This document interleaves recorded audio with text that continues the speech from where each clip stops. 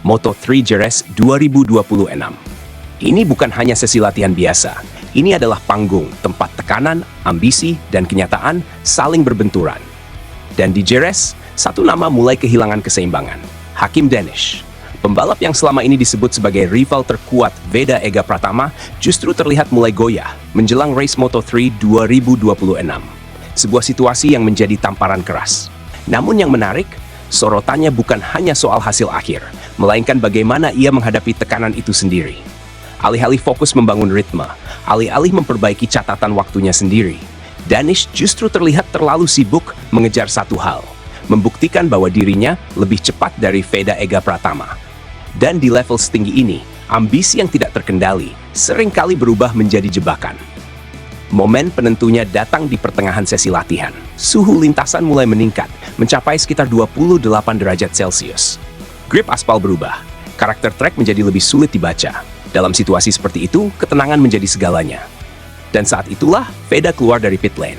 Motor Honda NSF 250 Airway miliknya terlihat berbeda. Dengan setting suspensi baru, motornya tampak lebih stabil, lebih tenang, dan jauh lebih presisi saat masuk tikungan.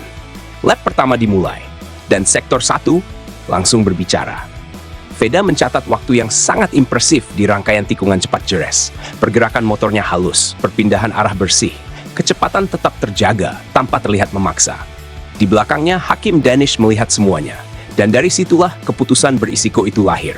Ia memilih towing, menempel sangat dekat memanfaatkan slipstream dari Veda. Namun masalahnya, ini bukan lintasan lurus. Ini adalah Jerez, sirkuit teknis dengan zona pengereman yang brutal. Dan kesalahan kecil bisa langsung dibayar mahal. Lalu momen itu datang. Danish masuk terlalu dalam, ban depan kehilangan grip, motor mulai goyah.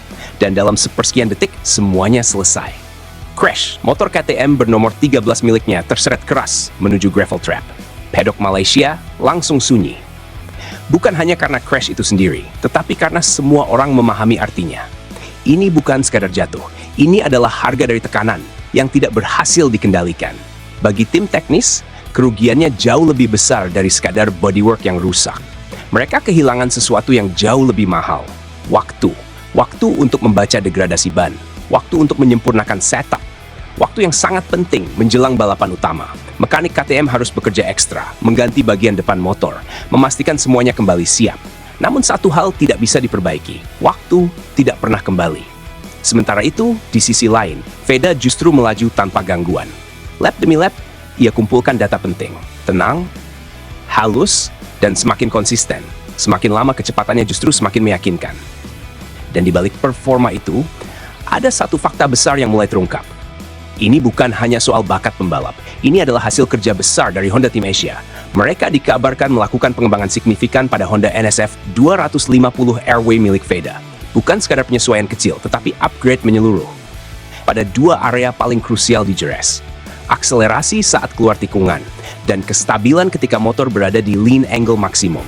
Dua elemen yang sangat menentukan di sirkuit ini. Dan hasilnya langsung terasa. Motor Veda kini jauh lebih hidup.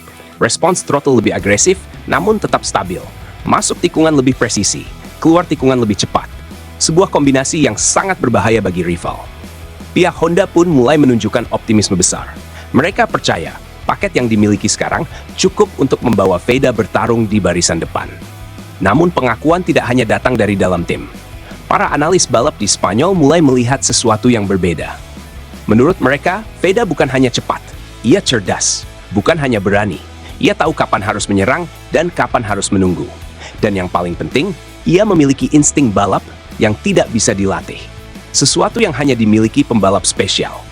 Beberapa bahkan mulai menyebut, Veda bukan sekadar rookie.